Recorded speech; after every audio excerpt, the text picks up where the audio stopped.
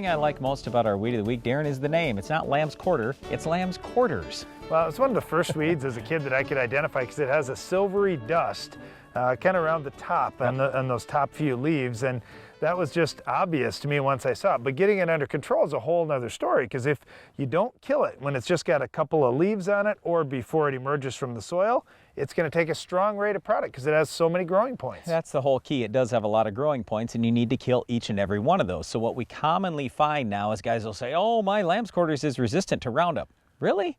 I go out there and I see a whole bunch of dead growing points, but the last couple down at the bottom didn't die, and now they branched out. What that tells me is you sprayed either when the weather was not good or you didn't use a high enough rate. That's why we're talking about Lambsquarters control right now. Get a pre-emerge herbicide out there, get a soil residual product going so you can stop them before they emerge. Yeah, so what you should use for a pre on soybeans, use the 3 pre program. That's either Valor Authority plus a yellow plus metribuzin.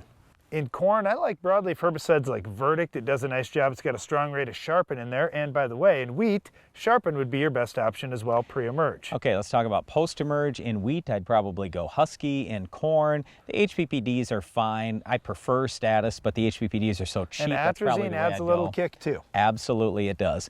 And then when we get to soybeans, this is where we have the real problem. You could go back to the old Harmony, for example. That's pretty good for very little money. Otherwise, Roundup is okay. You just have to make sure you're using a strong enough rate. Same thing with Liberty. And don't forget about the dicamba products for Extend beans. They'll work well also. That's all the time we have for this week's Weed Lambsquarters, but Iron Talk is coming up next.